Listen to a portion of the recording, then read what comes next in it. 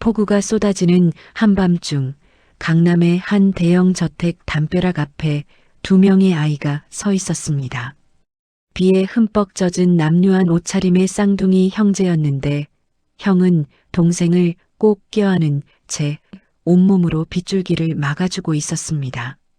아이들의 시선은 저택 정원 안쪽을 향하고 있었는데 그곳에는 정원 등 불빛을 받아 반짝이는 거대한 계집이 하나 서 있었습니다. 명품 브랜드 로고까지 선명하게 새겨진 그 계집은 웬만한 원룸보다 더 커 보였습니다. 형 민준이 떨리는 손으로 인터폰 버튼을 눌렀고 잠시 후 스피커에서 중년 남성의 목소리가 흘러나왔습니다. 누구십니까? 민준이 목소리를 최대한 가다듬으며 말했습니다. 저기요. 오늘 밤만, 저기 계집에서 하룻밤만 자도 돼요? 저희 정말 갈 데가 없어서요. 아무것도 안 건드릴게요. 내일 아침에 뜨면 바로 나갈게요. 제발이요. 그 순간 저택 2층 서재에서는 한 노인이 CCTV 모니터를 응시하고 있었습니다. 화면 속 아이들의 얼굴이 클로즈업 되면서 노인의 눈이 점점 커지기 시작했습니다. 그리고 아이들의 목에 걸린 금목걸이가 선명하게 화면에 잡히는 순간 노인의 손에 들려있던 와인잔이 바닥으로 떨어졌습니다. 붉은 와인이 대리석 바닥에 흩뿌려지고 유리 조각들이 사방으로 튀었지만 노인은 그것조차 의식하지 못한 채 화면만 응시하고 있었습니다. 저 목걸이가 설마. 노인의 입술이 파르르 떨리기 시작했고 눈가에는 순식간에 눈물이 고이기 시작했습니다. 10년이라는 시간 동안 단 하루도 잊은 적 없던 그 목걸이, 며느리에게 선물했던 바로 그 목걸이가 아이들의 목에 걸려 있었던 겁니다. 쌍둥이용으로 특별 제작해서 2개를 만들었고 뒷면에는 각각 이니셜까지 새겨 넣었던 바로 그 목걸이. 노인은 비틀거리며 계단을 내려가기 시작했는데 70이 넘은 나이임에도 불구하고 마치 젊은이처럼 계단을 뛰어내려갔습니다. 현관문을 벌컥 열자 비를 맞으며 서 있는 쌍둥이의 모습이 눈에 들어왔고 노인은 그 자리에서 무릎을 꿇었습니다. 형 민주는 깜짝 놀라 동생을 뒤로 숨기며 경계하는 눈빛을 보냈습니다. 저희 나쁜 애들 아니에요. 그냥 오늘 밤만 비 좀 피하려고. 하지만 노인은 떨리는 손을 뻗어 민준의 목걸이를 만졌고 목걸이를 뒤집어 뒷면을 확인하는 순간 그만 목이 메어 말을 잇지 못했습니다. J라는 이니셜이 선명하게 새겨져 있었고 동생 서준의 목걸이에는 J라는 이니셜이 새겨져 있었습니다. 너희들이구나. 할아버지가 10년을 찾았단다. 노인의 목소리는 흐느껴 울음으로 바뀌었고 아이들은 무슨 일인지 전혀 이해할 수 없다는 표정으로 서로를 바라볼 뿐이었습니다. 이 놀라운 이야기가 어떻게 시작됐는지 그리고 이 할아버지와 아이들 사이에 대체 무슨 일이 있었는지 궁금하시다면 잠시만 구독 버튼을 눌러주세요. 평범해 보이는 사람들 뒤에 숨겨진 놀라운 이야기들을 매일 여러분께 전해드리고 있습니다. 알림 설정까지 해두시면 새로운 이야기를 가장 먼저 만나보실 수 있습니다. 그렇다면 이제 이틀 전으로 시간을 되돌려 보겠습니다. 이틀 전 새벽 5시 서울역 지하도에는 아직 어둠이 가시지 않은 채 쌀쌀한 기운만 감돌고 있었습니다. 지하도 구석 골판지 위에서 웅크린 채 잠들어 있던 쌍둥이 형제 위로 갑자기 강렬한 손전등 불빛이 쏟아졌습니다. 야, 너희 또 여기서 자냐? 여기 공공장소야. 매일 말해도 소용없네. 경찰관의 목소리에 형 민준이 부스스 눈을 뜨고는 황급히 동생 서준을 흔들어 깨웠습니다. 서준아, 일어나. 빨리. 아이들은 골판지를 주섬주섬 챙기며 도망치듯 지하도를 빠져나갔는데 경찰관이 뒤에서 한마디를 더 던졌습니다. 보호소 가면 잘 돼도 있고 밥도 먹을 수 있어. 왜 계속 이렇게 떠도는 거야? 하지만 민주는 고개도 돌리지 않고 동생의 손을 꽉 잡은 채 계단을 올라갔습니다. 보호소는 절대로 갈 수 없었습니다. 전에 있던 그곳에서 원장이 말을 안 들으면 몽둥이로 때렸고 밥을 조금이라도 더 달라고 하면 벌로 창고에 가뒀던 기억이 생생했기 때문입니다. 해가 떠오르자 아이들은 편의점 뒤편으로 향했습니다.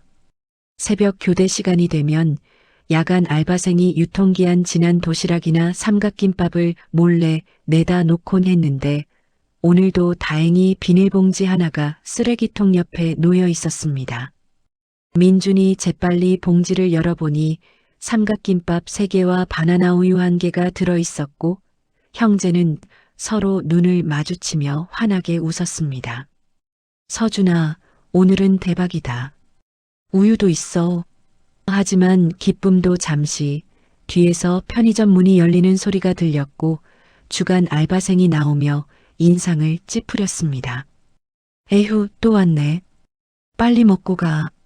사장님 오시면 나 혼나. 민주는 허리를 구부려 90도로 인사를 했고 서준도 따라서 고개를 숙였습니다. 감사합니다. 잘 먹겠습니다. 아이들은 길모퉁이로 자리를 옮겨 김밥을 나눠 먹기 시작했는데 민주는 자신의 것을 반으로 쪼개 동생에게 더 주었습니다. 형은 배 안 고파? 서준이 물었지만 민주는 괜찮다며 웃어 보였습니다. 사실은 배가 너무 고팠지만 동생이 최근 감기 기운이 있어서 더 많이 먹여야 한다고 생각했던 겁니다. 한편 그 시각 강남의 대형 저택 안에서는 차민혁 회장이 침대에서 일어나 창밖을 바라보고 있었습니다. 침실 한쪽 벽면 전체를 차지하고 있는 액자 속에는 10년 전 며느리와 어린 손자들의 사진이 걸려 있었는데 회장은 매일 아침 눈을 뜨면 가장 먼저 그 사진을 바라보는 것이 습관이 되어 있었습니다. 보고 싶구나. 너무 보고 싶어. 회장의 나직한 목소리가 텅 빈 침실에 울려 퍼졌지만 대답해주는 사람은 아무도 없었습니다. 세수를 하고 식당으로 내려가자 이미 아침 식사가 준비되어 있었지만 회장은 혼자 앉아서 먹는 밥이 너무나 싫었습니다. 길게 늘어선 식탁에 의자는 12개나 되지만 그 많은 의자 중에서 사람이 앉는 자리는 단 하나뿐이었습니다. 집사가 조심스럽게 다가와 말했습니다. 회장님 식사하시죠. 하지만 회장은 몇 숟가락 뜨다가 수저를 내려놓았고 창밖 정원을 바라보며 한숨을 내쉬었습니다.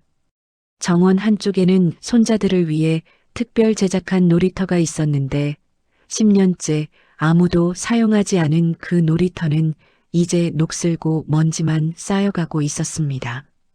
오전 10시 비서실장 윤소희가 회장실로 들어왔습니다. 회장님, 이번 달 고아원 기부금 전달 내역입니다. 총 12곳에 전달 완료했습니다. 회장이 서류를 받아들며 물었습니다. 그래서 찾았나? 윤소희는 고개를 숙인 채 대답했습니다. 죄송합니다. 아직 찾지 못했습니다. 회장의 표정이 어두워졌고 윤소희도 마음이 무거웠습니다. 사실 윤소희는 단순한 비서실장이 아니었습니다. 10년 전 사고로 세상을 떠난 며느리의 친동생이었고 언니가 죽은 후 조카들을 찾기 위해 비서실장 자리에까지 올랐던 겁니다. 매달 고아원에 거액을 기부하는 것도 혹시 그곳에 조카들이 있을까 하는 희망 때문이었습니다. 하지만 10년이라는 시간이 흐르는 동안 아무런 단서도 찾지 못했고 이제는 회장도 윤소희도 반쯤은 포기한 상태였습니다. 계속 찾아봐. 아무리 작은 단서라도 좋으니. 회장의 목소리에는 기대보다는 체념이 더 많이 묻어났습니다. 그날 오후 쌍둥이 형제는 한강 둔치를 걷고 있었습니다. 갈 곳도 없고 할 일도 없었지만 그래도 걷다 보면 시간이 가고 해가 지면 다시 잠잘 곳을 찾아 헤매야 했습니다. 서준이 갑자기 기침을 하기 시작했고 민준이 걱정스러운 눈빛으로 동생의 이마에 손을 댔습니다. 서준아, 어디 아파? 열 있는 것 같은데? 서준은 괜찮다며 고개를 저었지만 기침이 멈추지 않았습니다. 민주는 주머니를 뒤져봤지만 돈이 한 푼도 없었고 병원은 꿈도 꿀 수 없었습니다. 조금만 참아. 내가 뭐 좀 구해올게. 민주는 동생을 벤치에 앉혀놓고 근처 약국으로 향했습니다. 약국 진열대를 슬쩍 훑어보니 감기약이 보였지만 가격표를 보고는 한숨을 내쉬었습니다. 2만 원. 민준에게는 1,000만 원이나 다름없는 금액이었습니다. 약사가 못 찾는 거 있니? 라고 물었지만 민준은 고개를 저으며 약국을 나왔습니다. 저녁 무렵이 되자 날씨가 점점 추워지기 시작했고 하늘에는 먹구름이 잔뜩 끼어 있었습니다. 민주는 서준의 손을 잡고 잠잘 곳을 찾아 이곳저곳을 헤맸는데 공원 벤치는 경찰이 쫓아내고 지하철역은 경비원이 못 자게 했습니다. 결국 아이들은 한 건물 뒷골목 계단 밑에 자리를 잡았고 민주는 자신의 얇은 점퍼를 벗어 동생에게 덮어줬습니다. 형, 추워. 서준이 떨리는 목소리로 말했고 민주는 동생을 꼭 안으며 자신의 체온으로 동생을 녹여주려 애썼습니다. 괜찮아. 내가 있잖아. 곧 따뜻해질 거야. 하지만 민준 자신도 추위에 덜덜 떨고 있었고 무엇보다 동생의 기침 소리가 점점 심해지는 게 너무나 걱정스러웠습니다. 그 순간 멀리서 누군가 이 장면을 지켜보고 있었는데 초라한 옷을 입은 한 중년 남자가 골목 입구에 서서 아이들을 바라보고 있었습니다. 남자의 눈에는 안타까움과 무언가 복잡한 감정이 뒤섞여 있었지만 결국 다가가지 못하고 고개를 돌려 사라졌습니다. 다음 날 아침 쌍둥이 형제는 서준이의 기침 소리와 함께 잠에서 깼습니다.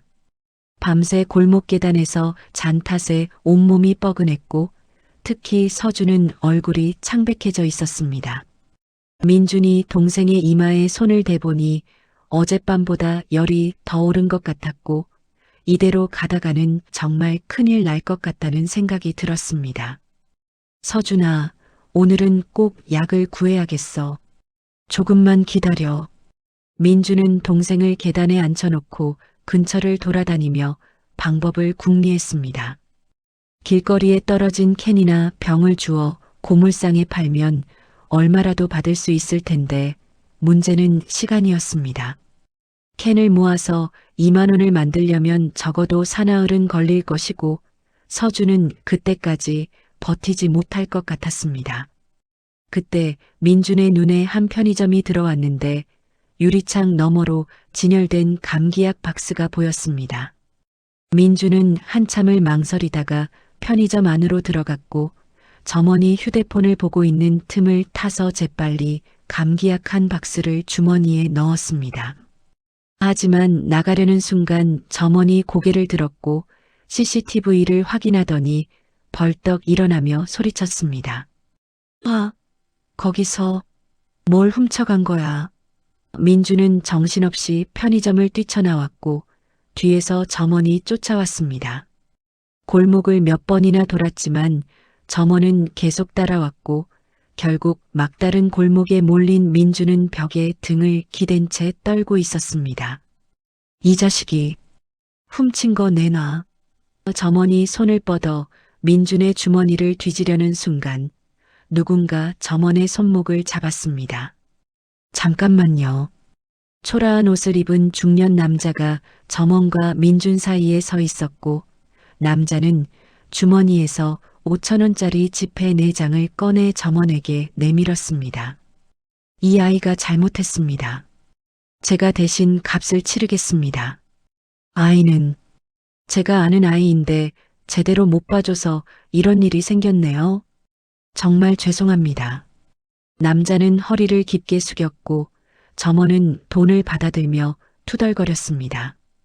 에휴, 다음부터는 이러지 마. 요즘 애들 버릇 없어도 너무 버릇 없어. 점원이 가고 나자 남자는 민준을 조용히 바라봤습니다. 동생이 아프구나. 이 약 가지고 가서 먹여. 민준은 고개를 들어 남자를 바라봤는데 남자의 눈빛에는 이상하게도 슬픔 같은 것이 묻어 있었습니다. 감사합니다. 꼭, 꼭 갚을게요. 민준이 말했지만 남자는 대답 없이 골목을 빠져나갔고 민준은 그제야 안도의 한숨을 내쉬며 약을 꼭 쥐었습니다. 한편 차민혁 회장은 오늘도 어김없이 서재에서 오래된 파일들을 뒤적이고 있었습니다. 10년 전 사고 기록, 경찰 보고서, 병원 기록, 목격자 진술서까지 수백 번도 넘게 읽어본 자료들이었지만 그는 오늘도 혹시 놓친 게 있을까 하는 마음에 다시 한번 펼쳐보고 있었습니다. 사고는 10년 전 가을에 일어났는데 며느리가 쌍둥이 손자들을 데리고 시내로 나갔다가 돌아오던 길에 터널 안에서 대형 트럭과 충돌했고 며느리는 현장에서 사망했지만 아이들은 차 안에 있었다는 기록만 남아있을 뿐 그 이후 행방은 묘연했습니다. 경찰은 차량이 완전히 불에 타서 신원 확인이 어렵다고 했고 회장은 그 말을 믿을 수밖에 없었습니다. 하지만 마음 한구석에는 항상 의문이 남아 있었습니다. 정말 아이들이 그 차 안에 있었을까? 혹시 어디선가 살아있는 건 아닐까? 그런 희망을 버릴 수가 없었던 겁니다. 윤소희가 서재 문을 노크하고 들어왔습니다. 회장님, 오늘 일정 확인드립니다. 오후 2시에 이사회가 있고 4시에는 하지만 회장은 윤소희의 말을 끊으며 물었습니다. 소희야, 혹시 새로운 단서는 없나? 윤소희는 조심스럽게 고개를 저었습니다. 회장님, 이제는 아이들이 정말 그녀는 차마 말을 잇지 못했고 회장도 알고 있었습니다. 10년이라는 시간은 너무나 길었고 아이들이 그 사고에서 살아남았을 확률은 거의 없었습니다. 하지만 회장은 포기할 수 없었습니다. 계속 찾아봐. 고아원, 보호소, 병원, 어디든 빠짐없이 내가 살아있는 동안은 절대 포기할 수 없어. 윤소희는 사실 회장보다 더 간절히 아이들을 찾고 싶어 했습니다. 언니가 죽고 조카들마저 잃었을 때 그녀는 평생 이 빚을 갚아야 한다고 다짐했고 그래서 이 자리까지 올라왔던 겁니다. 저녁 무렵 쌍둥이 형제는 한강 둔치 벤치에 앉아 있었습니다. 민준이 구해온 감기약을 먹은 서준은 조금 나아진 것 같았지만 여전히 기운이 없어 보였습니다. 형, 그 아저씨 누구였어? 서준이 물었고 민준도 고개를 갸우뚱했습니다. 모르겠어. 근데 이상하게 눈빛이 슬퍼 보였어. 왜 그랬을까? 형제는 잠시 침묵했고 노을이 한강 위로 붉게 물들어가는 모습을 바라봤습니다. 민준이 동생의 목에 걸린 금목걸이를 만지며 말했습니다. 서준아, 엄마가 이거 주실 때 뭐라고 했는지 기억나? 서준도 자신의 목걸이를 만지며 고개를 끄덕였습니다. 응, 엄마가 이게 너희를 지켜줄 거라고. 절대 잃어버리면 안 된다고 했어. 하지만 그게 언제였는지, 엄마 얼굴이 어땠는지, 그런 건 전혀 기억나지 않았습니다. 사고 이후 아이들은 기억상실증에 걸렸고 과거의 일은 흐릿한 꿈처럼만 남아 있었습니다. 밤이 깊어지자 형제는 다시 잠잘 곳을 찾아 헤맸습니다.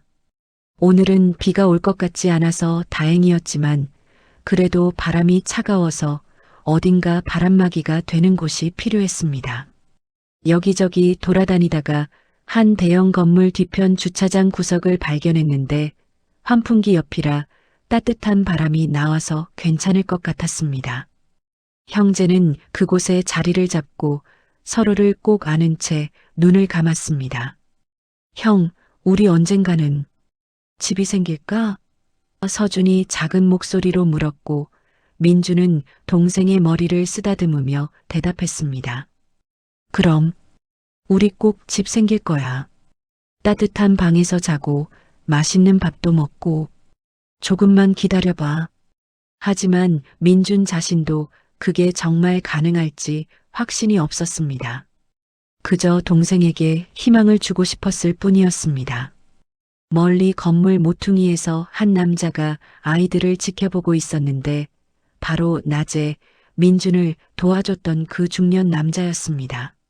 남자는 긴 한숨을 내쉬며 주머니에서 지폐 몇 장을 꺼내 조용히 아이들 옆에 놓고는 소리 없이 사라졌습니다. 그날 오후부터 하늘이 점점 어두워지기 시작했고 기상청에서는 밤사이 강한 비가 내릴 거라는 예보를 발표했습니다. 쌍둥이 형제는 오늘 밤을 어디서 보낼지 고민하며 이곳저곳을 돌아다녔는데 평소 잠을 청하던 곳들은 모두 비를 피하기 어려운 곳들이었습니다. 건물 계단 밑은 빗물이 흘러들어올 것이고 지하도는 경찰이 순찰을 돌 것이고 공원 벤치는 비를 정면으로 맞을 수밖에 없었습니다. 민주는 동생의 얼굴을 보며 걱정이 깊어졌는데 서준은 겨우 감기가 나아가는 중이었고 비를 맞으면 또다시 열이 오를 게 분명했습니다. 형, 오늘 밤은 어디서 자? 서준이 불안한 목소리로 물었고 민주는 애써 밝게 웃으며 대답했습니다. 괜찮아. 내가 꼭 좋은 데 찾을게. 저녁 6시가 넘어가자 빗방울이 하나둘 떨어지기 시작했고 곧이어 폭우가 쏟아지기 시작했습니다. 형제는 황급히 건물 처마 밑으로 뛰어들었지만 비바람이 너무 거세서 처마 밑도 안전하지 않았습니다. 옷이 순식간에 젖어들기 시작했고 서준은 추위에 덜덜 떨기 시작했습니다. 형, 추워. 민주는 동생을 꼭 안으며 자신의 체온으로 동생을 녹여주려 했지만 민준 자신도 이미 온몸이 젖어 있었습니다. 이대로는 안 되겠다 싶어서 민주는 서준의 손을 잡고 다시 뛰기 시작했는데 어디든 좋으니 비를 완전히 피할 수 있는 곳을 찾아야 했습니다. 한참을 뛰어다니다 보니 어느새 강남 쪽으로 들어서게 됐고 주변에는 높은 담장으로 둘러싸인 대형 저택들이 즐비했습니다. 그때 한 저택의 담장 너머로 뭔가 이상한 것이 보였습니다. 정원등 불빛을 받아 반짝이는 거대한 계집이었는데 민주는 눈을 의심했습니다. 계집치고는 너무 컸고 지붕도 제대로 있었고 무엇보다 명품 브랜드 로고까지 새겨져 있었습니다. 민준이 담장 틈으로 안을 들여다보니 개는 보이지 않았고 계집 안에는 심지어 쿠션까지 깔려 있는 게 보였습니다. 서준아, 저기 계집 좀 봐. 서준도 고개를 들어 바라봤고 형제는 서로 눈을 마주쳤습니다. 형, 저기 들어가도 될까? 민주는 한참을 망설였지만 동생이 계속 기침하는 소리를 듣자 결심이 섰습니다. 일단 개가 있는지 확인해 보자. 형제는 담장을 따라 걸어가 정문 인터폰 앞에 섰고 민주는 떨리는 손으로 버튼을 눌렀습니다. 잠시 후 스피커에서 중년 남성의 차분한 목소리가 흘러나왔습니다. 누구십니까? 민주는 목소리를 최대한 가다듬으며 말했습니다. 저기요, 죄송하지만 저기 정원에 있는 계집에서 오늘 밤만 하룻밤 자도 될까요? 저희 정말 갈 데가 없어서요. 개가 있으면 안 들어갈게요. 근데 지금 개가 안 보여서 아무것도 안 건드릴게요. 내일 아침에 뜨면 바로 나갈게요. 제발 부탁드려요. 민준의 목소리는 간절함으로 떨리고 있었고 서준은 형의 옷자락을 꼭 쥔 채 고개를 숙이고 있었습니다. 스피커 너머로는 아무 대답이 없었고 형제는 불안한 마음으로 기다렸습니다. 아마도 거절당할 거라는 생각이 들었지만 그래도 혹시나 하는 마음의 대답을 기다렸습니다. 그 순간 저택 2층 서재에서는 차민혁 회장이 CCTV 모니터를 응시하고 있었습니다. 처음에는 장난 전화인 줄 알고 무시하려 했는데 화면을 보는 순간 손이 멈췄습니다. 비에 흠뻑 젖어 떨고 있는 두 아이의 모습이 화면에 잡혔는데 나이는 9살쯤 되어 보였고 쌍둥이처럼 닮아 있었습니다. 회장은 화면을 확대해서 아이들을 자세히 보기 시작했고 그때 무언가 반짝이는 게 눈에 들어왔습니다. 아이들의 목에 걸린 금목걸이였습니다. 회장의 심장이 빠르게 뛰기 시작했고 손이 떨려서 마우스를 제대로 잡을 수가 없었습니다. 화면을 더욱 확대하자 목걸이의 디자인이 선명하게 보였는데 회장은 그 목걸이를 너무나 잘 알고 있었습니다. 10년 전 며느리가 임신했다는 소식을 듣고 회장이 직접 보석상에 주문 제작한 목걸이였습니다. 쌍둥이가 태어날 거라는 소식을 듣고 2개를 만들었고 각각의 뒷면에는 이니셜을 새겨 넣었습니다. 회장의 손에 들려있던 와인잔이 바닥으로 떨어졌습니다. 붉은 와인이 대리석 바닥에 흩뿌려지고 유리 조각들이 사방으로 튀었지만 회장은 그것조차 의식하지 못한 채 화면만 응시하고 있었습니다. 저 아이들이 설마 회장의 입술이 파르르 떨렸고 눈가에는 순식간에 눈물이 고이기 시작했습니다. 집사가 놀라서 서재로 뛰어들어왔습니다. 회장님, 무슨 일이십니까? 하지만 회장은 대답도 하지 않은 채 서재를 뛰쳐나가 계단을 내려가기 시작했습니다. 70이 넘은 나이임에도 불구하고 마치 젊은이처럼 계단을 뛰어내려갔고 집사는 당황해서 뒤를 쫓았습니다. 현관문을 벌컥 열자 비를 맞으며 서 있는 쌍둥이의 모습이 눈에 들어왔습니다. 회장은 그 자리에서 무릎을 꿇고 아이들의 눈높이에 맞췄는데 형 민주는 깜짝 놀라 동생을 뒤로 숨기며 경계하는 눈빛을 보냈습니다. 저희 나쁜 애들 아니에요. 그냥 오늘 밤만 비 좀 피하려고. 하지만 회장은 말없이 떨리는 손을 뻗어 민준의 목걸이를 만졌습니다. 목걸이를 뒤집어 뒷면을 확인하는 순간 회장의 눈에서 눈물이 주르르 흘러내렸습니다. 거기에는 M, J라는 이니셜이 선명하게 새겨져 있었고 회장은 다시 동생 서준의 목걸이를 확인했습니다. S, J라는 이니셜이 똑같이 새겨져 있었습니다. 회장의 목소리가 흐느껴 울음으로 바뀌기 시작했습니다. 너희들이구나. 할아버지가 10년을 찾았단다. 회장은 두 아이를 동시에 끌어안았고 비를 맞으면서도 놓아주지 못했습니다. 아이들은 무슨 일인지 전혀 이해할 수 없다는 표정으로 서로를 바라볼 뿐이었습니다. 할아버지, 저희 할아버지가 있었어요? 민준이 조심스럽게 물었고 회장은 고개를 끄덕이며 아이들의 얼굴을 쓰다듬었습니다. 그래, 있단다. 너희 할아버지가 여기 있어. 이제 괜찮아. 계집이 아니라 집안에서 자야지. 우리 손주들. 회장은 아이들의 손을 잡고 저택 안으로 들어갔고 집사는 황급히 수건을 가져와 아이들의 젖은 머리를 닦아주기 시작했습니다.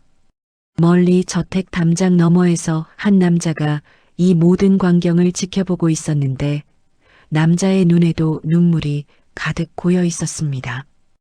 회장님, 드디어 찾으셨습니다. 남자는 조용히 고개를 숙이고는 어둠 속으로 사라졌습니다. 쌍둥이 형제가 차민혁 회장의 저택 안으로 들어선 순간 두 아이는 입을 다물지 못했습니다. 천장까지 닿을 듯한 샹들리에 대리석으로 된 바닥, 벽면 가득 걸린 그림들, 이 모든 것이 아이들에게는 다른 세상처럼 느껴졌습니다. 집사가 아이들을 2층 객실로 안내했는데 객실 하나의 크기가 아이들이 전에 있던 보호소 방 전체보다 더 넓어 보였습니다. 여기서 씻으시고 옷은 제가 준비해 드리겠습니다. 집사가 욕실을 가리키며 말했고 민준과 서준은 조심스럽게 욕실 안으로 들어갔습니다. 욕조에 따뜻한 물이 가득 채워졌고 비누 향기가 은은하게 퍼졌습니다. 형제는 생전 처음 이런 욕조에 들어가 봤고 따뜻한 물에 몸을 담그자 그동안 쌓였던 피로가 눈 녹듯 사라지는 것 같았습니다. 형, 여기 진짜 천국이야. 서준이 작은 목소리로 말했고 민준도 고개를 끄덕였습니다. 하지만 민준의 마음 한구석에는 불안감이 자리 잡고 있었습니다. 이 모든 게 너무 좋아서 혹시 꿈은 아닐까, 내일 아침에 일어나면 다시 골목 계단에 있는 건 아닐까 하는 두려움이 있었습니다. 목욕을 마치고 나오자 침대 위에는 깨끗한 옷이 놓여 있었고 아이들은 그 옷으로 갈아입었습니다. 옷이 조금 큰 편이었지만 그래도 새 옷을 입는다는 것만으로도 기분이 이상했습니다. 노크 소리가 들리고 문이 열리자 차민혁 회장이 들어왔는데 회장의 눈은 여전히 붉게 충혈되어 있었습니다. 배고프지? 밥 먹자. 회장의 목소리는 떨리고 있었고 아이들은 회장을 따라 식당으로 내려갔습니다. 길게 늘어선 식탁 위에는 온갖 음식이 차려져 있었는데 아이들이 평생 먹어본 것보다 더 많은 음식이 한꺼번에 놓여 있었습니다. 회장이 아이들을 자신의 양옆에 앉히고는 직접 음식을 떠서 아이들 접시에 담아주기 시작했습니다. 많이 먹어라. 그동안 얼마나 고생했니? 회장의 목소리에는 미안함과 안타까움이 가득했고 아이들은 어색하게 음식을 먹기 시작했습니다. 식사 중에 회장이 조심스럽게 물었습니다. 너희들, 부모님은 어디 계시니? 그리고 그동안 어떻게 지냈니? 민준이 고개를 숙이며 대답했습니다. 저희 부모님 얼굴은 기억 안 나요. 그냥 보호소에 있다가 거기서 도망쳐 나왔어요. 원장님이 무서웠거든요. 회장의 표정이 일그러졌고 주먹을 불끈 쥐었습니다. 앞으로는 그런 일 없을 거야. 할아버지가 지켜줄게. 하지만 서준이 고개를 갸우뚱하며 물었습니다. 근데 할아버지는 왜 저희가 손주라고 생각하세요? 저희 할아버지 있는 줄도 몰랐는데. 회장은 잠시 말을 멈췄다가 목걸이를 가리켰습니다. 그 목걸이, 할아버지가 너희 엄마한테 선물했던 거란다. 쌍둥이가 태어난다고 해서 2개를 만들었지. 그리고 뒷면에 이름 첫 글자를 새겨 넣었어. 아이들은 자신들의 목걸이를 만지며 놀란 표정을 지었습니다. 식사가 끝나고 아이들이 방으로 돌아간 후 회장의 서재에서는 비서실장 윤소희와 회장이 마주 앉아 있었습니다. 윤소희는 조심스럽게 입을 열었습니다. 회장님, 저도 아이들이 진짜 손주들이길 바랍니다. 하지만 DNA 검사가 필요합니다. 회장이 고개를 저으며 말했습니다. 목걸이가 증거야. 그 목걸이는 세상에 단 2개밖에 없어. 주문 제작한 거라고. 하지만 윤소희는 물러서지 않았습니다. 회장님, 10년 동안 얼마나 많은 사기꾼들이 있었습니까? 목걸이는 도둑 맞았을 수도 있습니다. 제발 검사만이라도 해주세요. 그래야 확실하지 않겠습니까?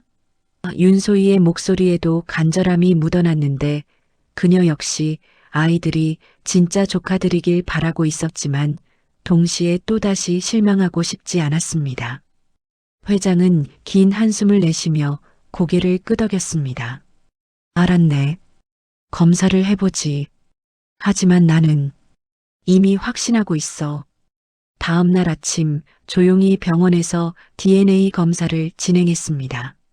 아이들은 왜 피를 뽑는지 잘 이해하지 못했지만 회장이 괜찮다고 하니까 순순히 따랐습니다. 검사 결과는 일주일 정도 걸린다고 했고 그 일주일 동안 아이들은 저택에서 지내게 되었습니다. 처음 며칠간 아이들은 여전히 어색해했고 밤마다 민주는 혹시 내일 쫓겨나는 건 아닐까 하는 걱정에 잠을 설쳤습니다. 하지만 회장은 매일같이 아이들과 함께 식사를 했고 필요한 것이 없는지 물어봤고 심지어 직접 아이들 방에 찾아와 책을 읽어주기도 했습니다.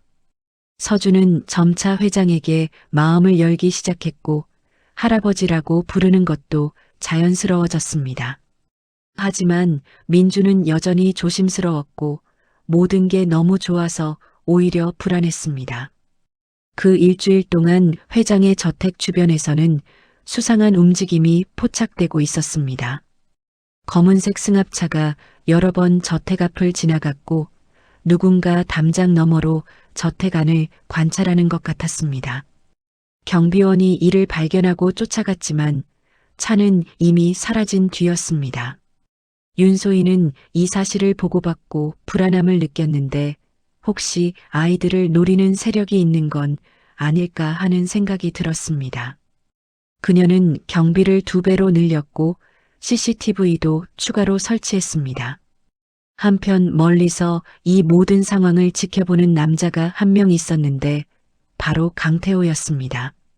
그는 저택 근처 공원 벤치에 앉아 하루 종일 저택 쪽을 바라보고 있었고 혹시 아이들에게 위험이 닥치면 언제든 뛰어들 준비를 하고 있었습니다. 마침내 일주일이 지나고 DNA 검사 결과가 나왔습니다.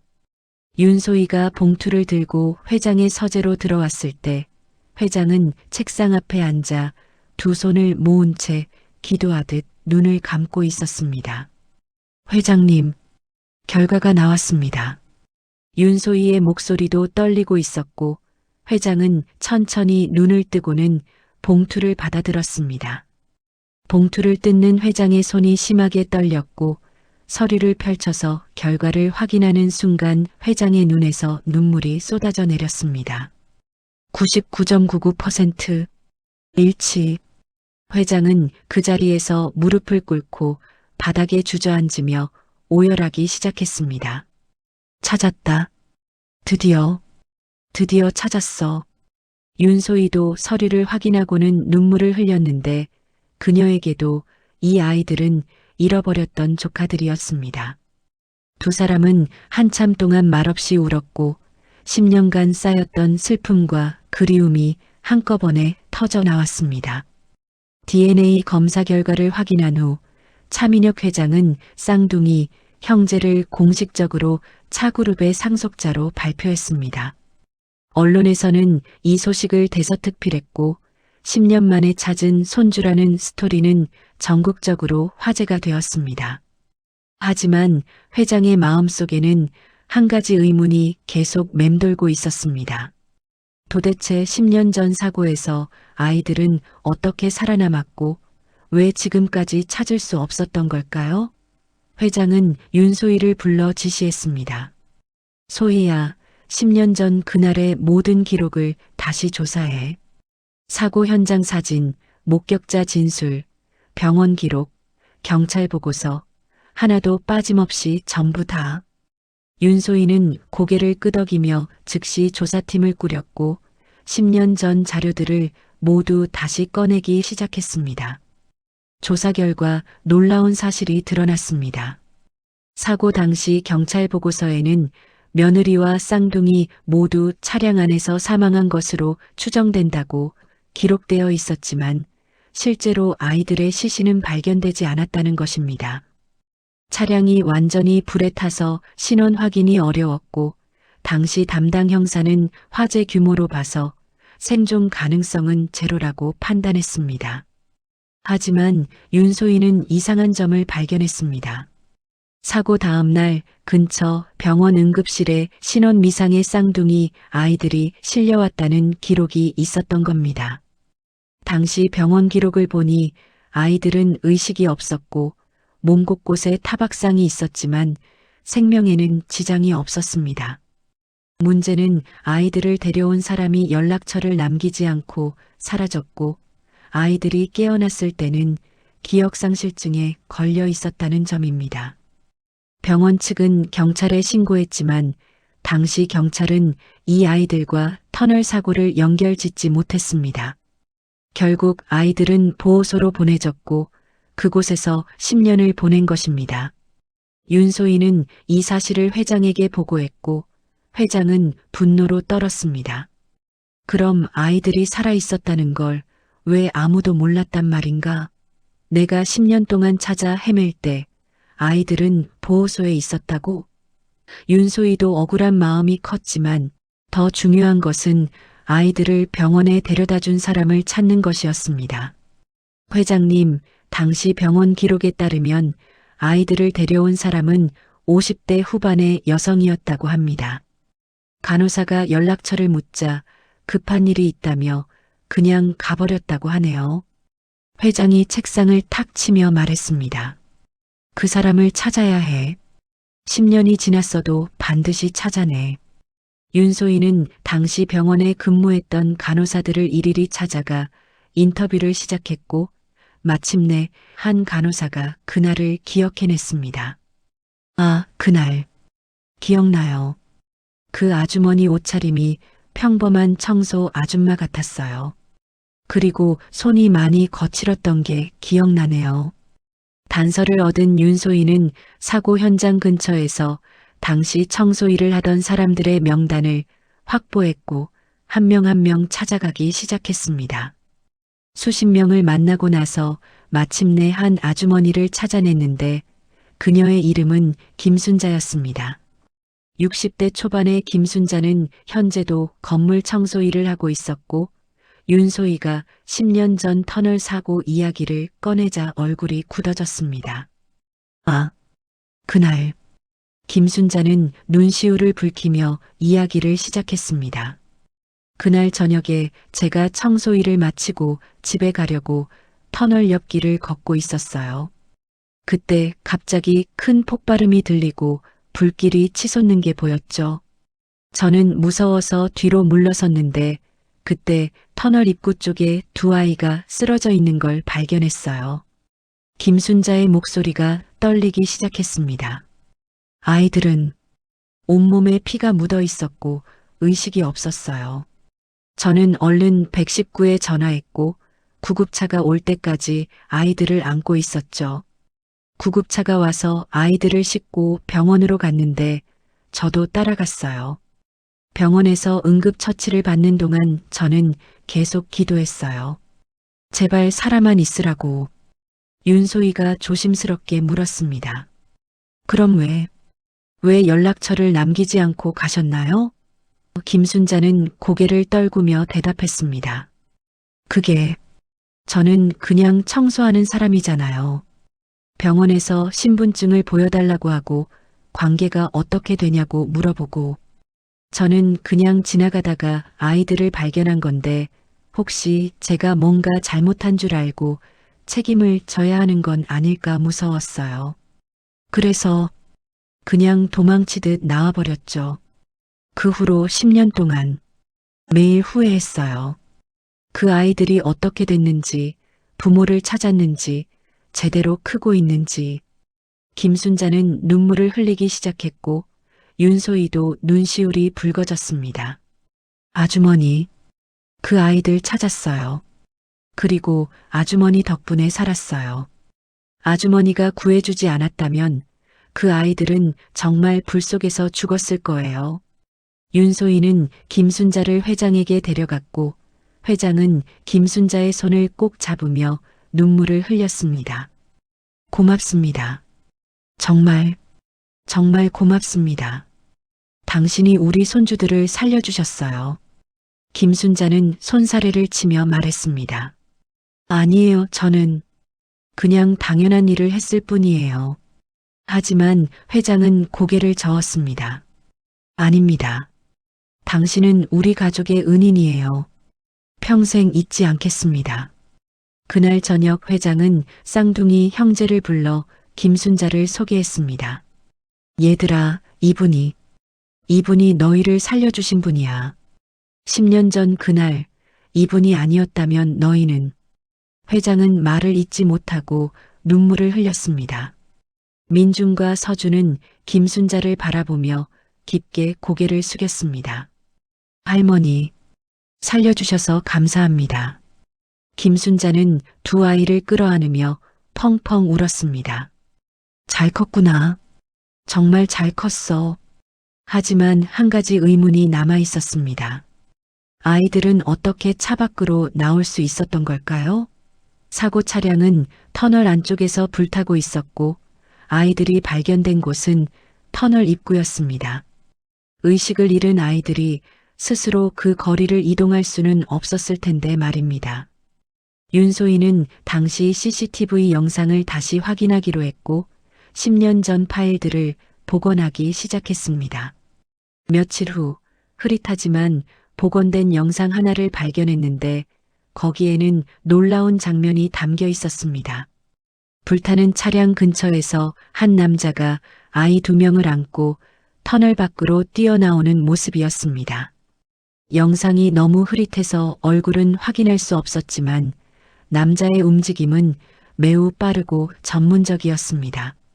마치 훈련받은 사람처럼 정확하게 아이들을 구출하고는 터널 밖에 내려놓고 다시 터널 안으로 들어가는 모습이 보였습니다. 아마도 차 안에 남은 며느리를 구하러 들어간 것으로 보였지만 그 후 영상은 끊겼습니다.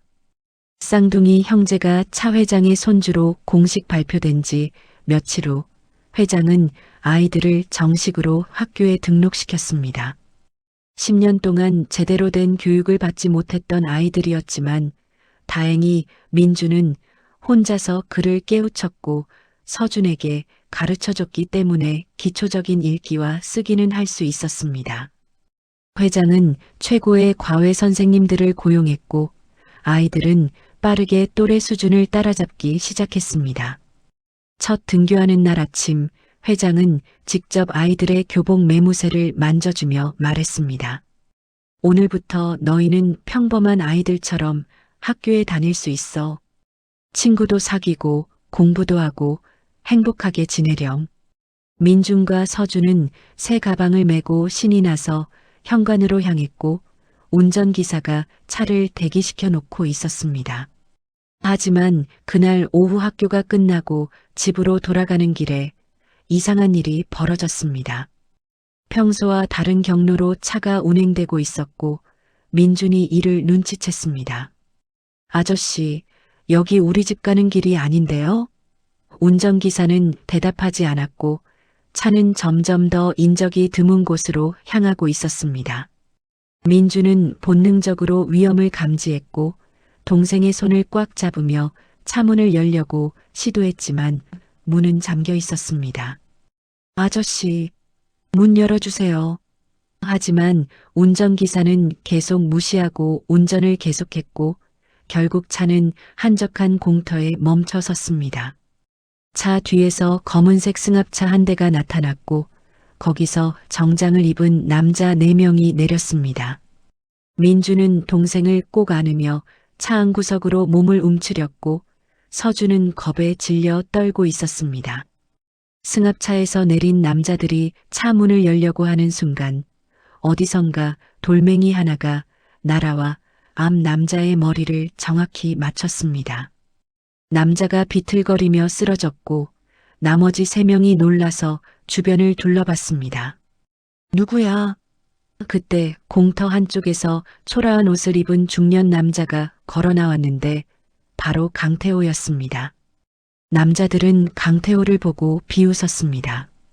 뭐야, 거지 아저씨 하나 나타났네. 꺼져, 안 다치고 싶으면.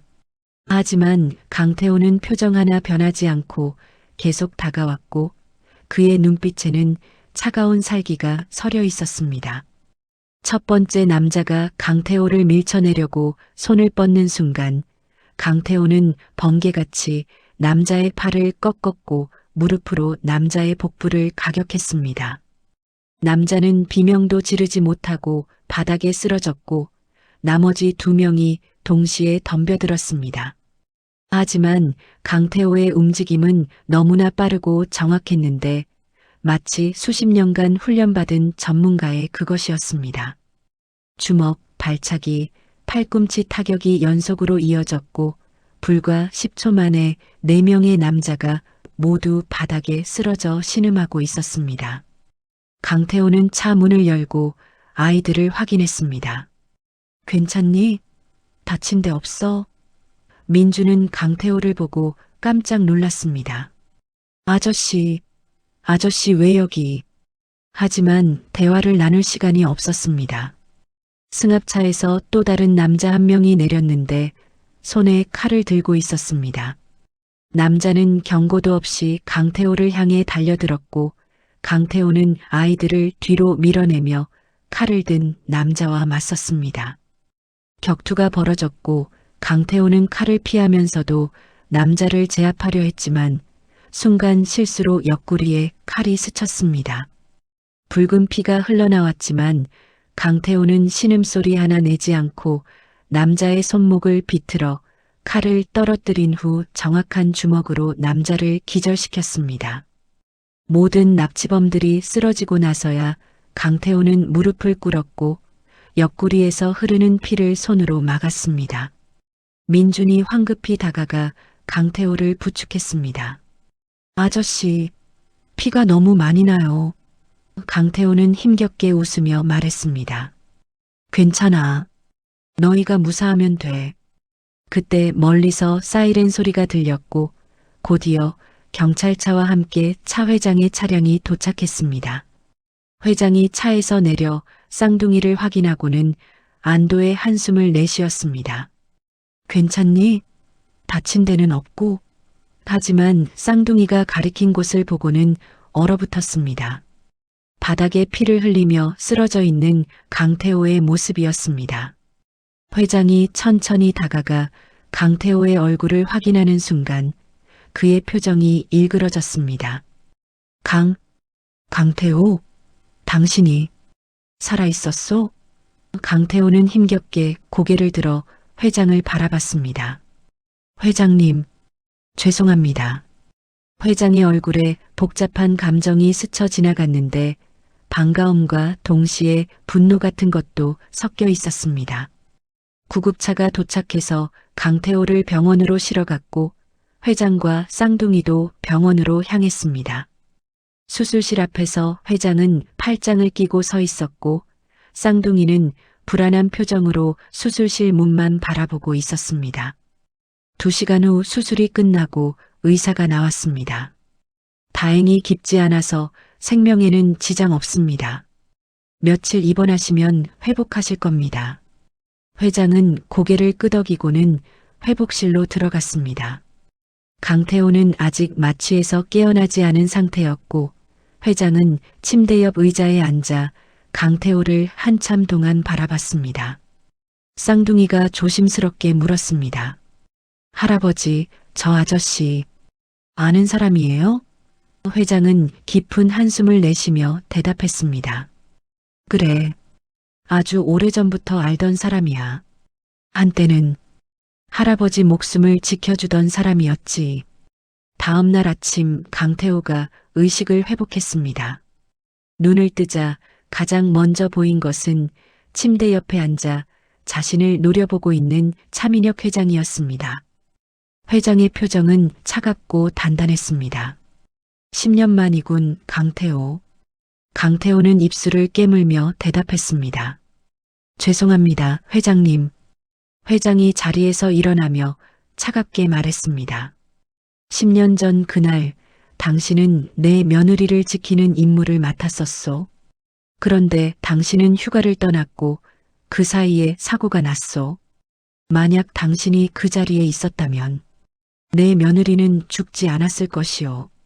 강태호는 고개를 숙였고 눈에서 눈물이 떨어졌습니다. 죄송합니다. 정말 죄송합니다. 회장이 계속 말했습니다. 그리고 당신은 도망쳤소. 사고 후 연락도 두절되고 나타나지도 않고 나는 당신을 용서할 수 없소. 회장의 목소리에는 10년간 쌓인 원망이 가득했습니다. 이제 내 손주들을 구해줬으니 빚은 갚았소. 하지만 당신은 더 이상 내 손주들 곁에 있을 자격이 없소. 떠나시오. 그때 병실 문이 열리며 쌍둥이가 뛰어들어왔습니다. 할아버지, 안 돼요. 민준이 회장 앞을 막아섰습니다. 할아버지, 이 아저씨가 우리를 구해줬어요. 아저씨 없었으면 우리 죽었을지도 몰라요. 서준도 눈물을 흘리며 말했습니다. 아저씨 쫓아내지 마세요. 아저씨는 좋은 사람이에요. 하지만 회장은 고개를 저었습니다. 너희는 몰라. 이 사람이 10년 전에 무슨 짓을 했는지. 민준이 강하게 반박했습니다. 몰라요. 저희는 10년 전 일은 기억 안 나요. 하지만 지금 이 아저씨가 우리를 구해준 건 사실이에요. 병실안은 무거운 침묵에 휩싸였고 강태호는 여전히 고개를 숙인 채 말이 없었습니다. 윤소희는 병실에서 벌어진 회장과 강태호의 대치 상황을 전해 듣고 뭔가 이상하다는 느낌을 받았습니다. 10년 전 CCTV 영상에서 본 그 남자가 바로 강태호일 가능성이 높았고 만약 그렇다면 강태호는 도망친 게 아니라 오히려 아이들을 구한 사람일지도 모른다는 생각이 들었습니다. 윤소희는 즉시 전문가를 고용해서 10년 전 CCTV 영상을 최대한 복원하도록 지시했고 이틀 후 결과물이 나왔습니다. 복원된 영상은 이전보다 훨씬 선명했고 그 남자의 얼굴 윤곽이 어렴풋이 보이기 시작했습니다. 윤소희는 강태호의 10년 전 사진과 비교해봤고 확신을 얻었습니다. 영상 속 남자는 강태호가 맞았습니다. 그리고 더 놀라운 사실이 드러났습니다. 사고가 일어나기 직전 차량의 브레이크에 누군가 손을 댄 흔적이 있었고 그것은 명백한 고의적 사고였다는 증거였습니다. 윤소희는 더 깊이 조사를 진행했고 당시 차량 정비 기록을 확인했습니다. 사고 하루 전 차량이 정비소에 들렀다는 기록이 있었고 담당 정비사를 찾아가 인터뷰를 진행했습니다. 정비사는 처음에는 기억이 안 난다고 했지만 윤소희가 거액의 보상을 제시하자 입을 열기 시작했습니다. 그날 어떤 남자가 따로 돈을 주면서 브레이크 라인에 작은 흠집을 내달라고 했어요. 나중에 터널 같은 곳에서 사고가 나게 만들고 싶다고 했죠. 저는 돈이 필요했어요. 그래서 정비사는 고개를 떨구며 후회하고 있었습니다. 윤소희가 다그쳤습니다. 그 남자가 누구였죠? 정비사가 떨리는 손으로 당시 CCTV 화면을 보여줬고 거기에는 차그룹 전무 박상철의 얼굴이 선명하게 찍혀 있었습니다. 윤소희는 충격에 입을 다물지 못했습니다. 10년 전 사고가 단순한 사고가 아니라 박상철이 계획한 살인이었던 겁니다. 윤소희는 즉시 회장에게 이 사실을 보고했고 회장은 분노로 온몸이 떨렸습니다. 박상철이 내 며느리를 죽였다고? 회장의 목소리에는 살기가 서려 있었습니다. 윤소희가 계속 설명했습니다. 회장님, 그리고 복원된 CCTV 영상을 보시면 강태호 실장이 아이들을 구해낸 게 맞습니다. 그는 도망친 게 아니라 아이들을 먼저 구한 겁니다. 윤소희는 노트북을 켜서 복원된 영상을 재생했습니다. 화면 속에서 강태호는 불타는 차량으로 달려들어 뒷좌석 문을 열고 의식을 잃은 쌍둥이를 한 명씩 안아서 터널 밖으로 뛰쳐나왔습니다. 그리고 아이들을 안전한 곳에 내려놓은 후 다시 터널 안으로 뛰어들어갔습니다. 며느리를 구하기 위해서였습니다. 하지만 그때 차량이 폭발했고 강태호는 폭발에 휩싸였습니다. 영상은 거기서 끊겼습니다. 회장은 화면을 보며 눈물을 흘렸습니다. 강태호, 당신이 아이들을 구했구나. 윤소희가 조용히 말했습니다. 회장님, 강태호 실장은 휴가 중이 아니었습니다. 사고 당일 그는 몰래 며느님을 따라다니며 경호하고 있었습니다. 박상철이 뭔가 계획하고 있다는 정황을 포착했던 것 같습니다. 하지만 브레이크 고장까지는 예상하지 못했던 거죠. 회장이 물었습니다. 그럼 왜 그동안 나타나지 않았던 거지? 윤소희는 한 장의 문서를 꺼냈습니다. 이건 당시 병원 기록입니다. 강태호 실장도 폭발 사고로 중상을 입고 병원에 실려왔습니다. 전신 화상의 골절까지 6개월간 입원했고 그 후 1년 동안 재활 치료를 받았습니다. 그동안 회장님께 연락하지 못한 이유는 아마도 며느님을 구하지 못했다는 죄책감 때문이었을 겁니다. 회장은 그 자리에 주저앉으며 머리를 감싸쥐었습니다. 내가 뭘 한 거야? 나는 그를 원망했는데. 윤소희가 회장의 어깨에 손을 얹으며 말했습니다. 회장님, 이제라도 진실을 아셨잖아요. 강태호 실장에게 가서 사과하세요. 그리고 박상철을 처리해야 합니다. 회장은 고개를 끄덕이고는 즉시 병원으로 향했습니다. 강태호가 있는 병실 문을 열자 강태호는 침대에 앉아 창밖을 바라보고 있었습니다. 회장이 들어오는 소리에 고개를 돌렸지만 표정은 여전히 어두웠습니다. 회장은 천천히 강태호에게 다가가더니 그 앞에 무릎을 꿇었습니다. 강태호는 깜짝 놀라 자리에서 일어나려 했지만 회장이 그의 손을 잡으며 말했습니다. 앉아있게. 내가 잘못했네. 회장의 눈에서 눈물이 흘러내렸습니다. 미안하네, 강태호. 자네가 내 손주들을 구해줬다는 걸 이제야 알았네. 10년 동안 자네를 원망했는데 알고 보니 자네야말로 우리 가족의 은인이었어. 강태호도 눈물을 흘리기 시작했습니다. 회장님, 저는 며느님을 지키지 못했습니다. 아이들은 구했지만 며느님은. 회장이 고개를 저으며 말했습니다. 아니야. 자네는 최선을 다했어. 며느리도 아이들을 먼저 구해달라고 했을 거야. 어머니라면 누구나 그랬을 거야. 회장은 강태호를 꼭 껴안았고 두 남자는 한참 동안 서로를 붙잡고 울었습니다. 10년간 쌓였던 오해와 원망이 눈물과 함께 녹아내렸습니다. 울음을 멈춘 회장이 강태호에게 물었습니다. 그동안 어떻게 지냈나? 강태호가 쓴웃음을 지으며 대답했습니다. 퇴원하고 나서 회장님께 얼굴을 보일 면목이 없었습니다. 그래서 멀리서 회장님을 지켜봤습니다. 그리고 아이들이 혹시 살아있을까 싶어서 거리를 돌아다니며 찾아다녔습니다. 그러다가 몇 달 전에 우연히 쌍둥이를 발견했고 그때부터 몰래 아이들을 지켜봤습니다. 회장이 놀라며 물었습니다. 그럼 그동안 아이들을 알고 있었단 말인가? 강태호가 고개를 끄덕였습니다. 네. 하지만 제가 나서면 아이들이 더 위험해질 것 같았습니다.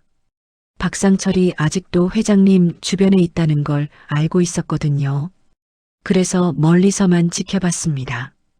그리고 아이들이 회장님을 만나게 된 그날 저는 정말 기뻤습니다. 회장이 강태호의 어깨를 꽉 잡으며 말했습니다. 고맙네. 정말 고맙네.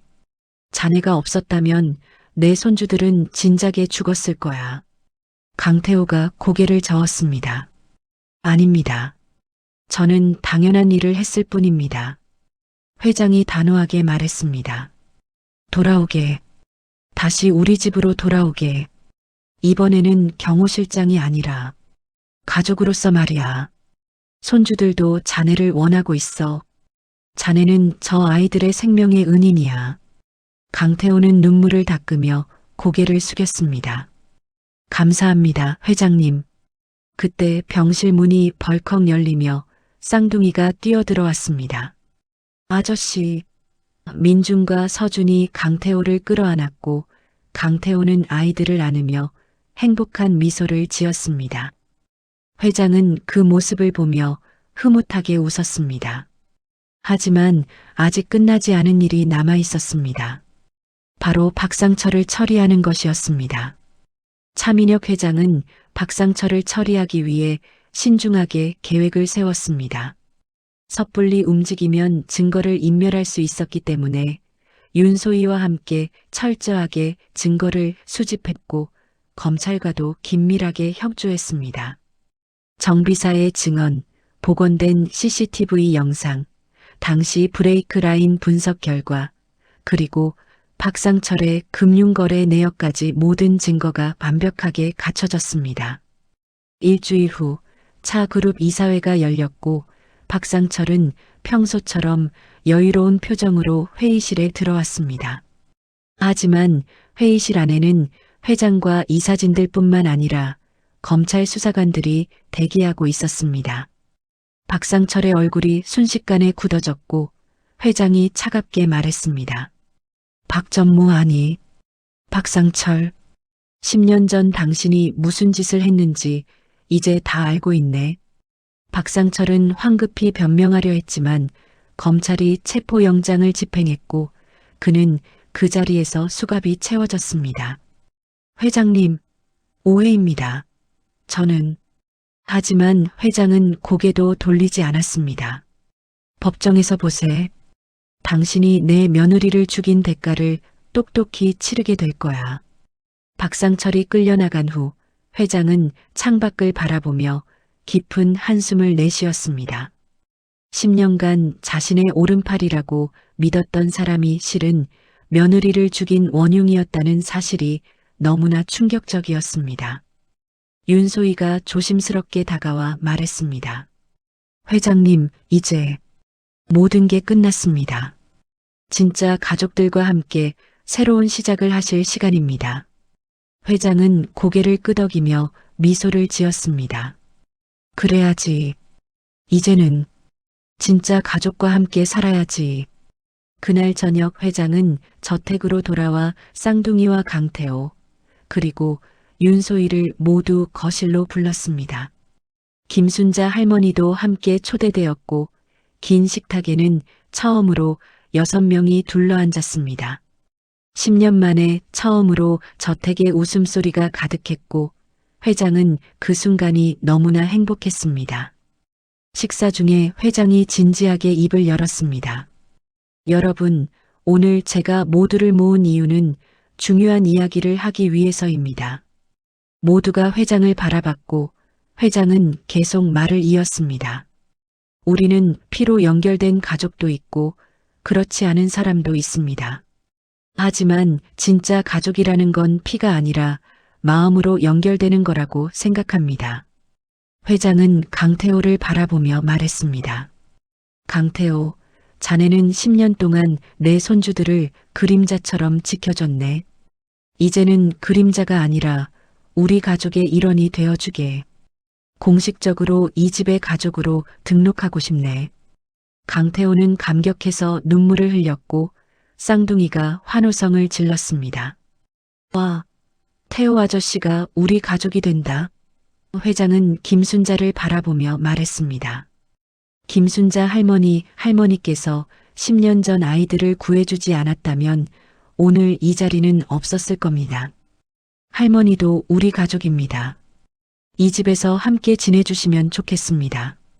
김순자는 손사래를 치며 말했습니다. 아이고, 제가 무슨... 저는 그냥... 하지만 쌍둥이가 김순자의 손을 잡으며 말했습니다. 할머니, 우리랑 같이 살아요. 할머니가 좋아요. 회장은 윤소희를 바라보며 말했습니다. 소희야, 자네도 이제는 비서실장이 아니라 우리 가족이야. 자네 언니가 못다한 역할을 자네가 대신해주고 있어. 고맙네. 윤소희는 눈물을 닦으며 고개를 숙였습니다. 회장님, 저야말로 감사합니다. 조카들을 다시 만나게 해주셔서. 회장이 손을 들어 모두의 시선을 집중시켰습니다. 자, 그럼 오늘부터 우리는 진짜 가족입니다. 건배. 6명이 잔을 부딪혔고 거실에는 따뜻한 웃음소리가 울려 퍼졌습니다. 민준이 회장에게 물었습니다. 할아버지, 우리 이제 평생 같이 살 수 있어요? 회장은 민준의 머리를 쓰다듬으며 말했습니다. 그럼 할아버지가 살아있는 동안은 물론이고 할아버지가 없어도 너희끼리 서로 지켜주며 살아야 해. 그게 진짜 가족이란다. 몇 달 후 박상철의 재판이 열렸고 그는 살인 및 살인 미수 혐의로 중형을 선고받았습니다. 회장은 법정에서 박상철을 마지막으로 바라보며 생각했습니다. 복수는 달콤하지 않았고 그저 슬플 뿐이었습니다. 하지만 이제는 과거에 얽매이지 않고 현재의 행복에 집중하기로 마음먹었습니다. 저택으로 돌아온 회장은 정원을 거닐다가 그 유명한 명품 계집 앞에 섰습니다. 10년 전에 손주들을 위해 준비했던 개를 키우려고 만든 계집이었는데 정작 개는 한 번도 들어오지 않았고 대신 손주들이 그 앞에서 비를 맞으며 도움을 청했던 곳이었습니다. 회장은 계집을 철거하지 않고 그대로 보존하기로 결정했고 대신 계집 앞에 작은 팻말을 세웠습니다. 우리 가족이 다시 만난 곳이라는 글귀와 함께 날짜가 새겨져 있었습니다. 1년이 흐른 어느 봄날 저택 정원에서는 작은 파티가 열렸습니다. 쌍둥이의 10번째 생일을 축하하는 자리였는데 이제 아이들은 건강하게 자라서 학교에서도 친구들이 많이 생겼고 성적도 우수했습니다. 민주는 여전히 의젓한 형이었고 서준은 밝고 명랑한 동생이었습니다. 파티장에는 학교 친구들도 초대되었고 강태호는 아이들의 안전을 지키면서도 함께 웃고 떠들었습니다. 김순자 할머니는 주방에서 아이들이 좋아하는 음식을 만들고 있었고 윤소희는 파티 진행을 도왔습니다. 회장은 의자에 앉아 그 모습을 흐뭇하게 바라보고 있었는데 가슴이 따뜻해지는 느낌이었습니다. 10년간 잃어버렸던 시간을 이제야 되찾은 것 같았습니다. 케이크에 촛불을 켜고 생일 축하 노래를 부를 때 쌍둥이는 눈을 감고 소원을 빌었습니다. 촛불을 끄고 나서 회장이 물었습니다. 무슨 소원을 빌었니? 민준이 환하게 웃으며 대답했습니다. 할아버지, 태호 아저씨, 순자 할머니, 지혜 이모 모두 건강하고 오래오래 같이 살자고 빌었어요. 서준도 고개를 끄덕이며 말했습니다. 저도요. 우리 가족 모두 행복하자고요. 회장은 두 손주를 꼭 껴안으며 눈물을 흘렸습니다. 그래. 우리 모두 행복하게 살자. 할아버지 소원도 똑같단다.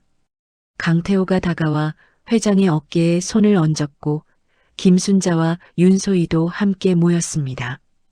5명의 어른들이 아이들을 중심으로 둥글게 둘러섰고 그 모습은 마치 한 폭의 그림 같았습니다. 해질녘 파티가 끝나고 손님들이 돌아간 후 쌍둥이는 계집 앞 팻말을 바라보며 말했습니다. 형, 그날 밤 기억나? 우리 여기서 자게 해달라고 했잖아. 민준이 고개를 끄덕였습니다. 응, 그날이 우리 인생이 바뀐 날이야. 만약 그날 비가 안 왔으면, 만약 이 집을 못 찾았으면, 우리 지금 여기 없었을 거야. 서준이 형의 손을 잡으며 말했습니다. 형, 무서웠지? 그때 민준이 웃으며 대답했습니다. 무서웠어. 근데 지금은 안 무서워. 우리한테 이제 가족이 있으니까. 두 아이는 서로를 꼭 안았고 저 멀리서 회장이 그 모습을 바라보며 미소 지었습니다. 10년이라는 긴 시간을 거쳐 마침내 모든 퍼즐 조각이 제자리를 찾았습니다. 잃어버렸던 가족을 되찾았고 새로운 가족도 얻었습니다. 그리고 무엇보다 진짜 행복이 무엇인지 깨달았습니다. 행복은 돈이나 명예가 아니라 사랑하는 사람들과 함께하는 시간 속에 있다는 것을 말입니다.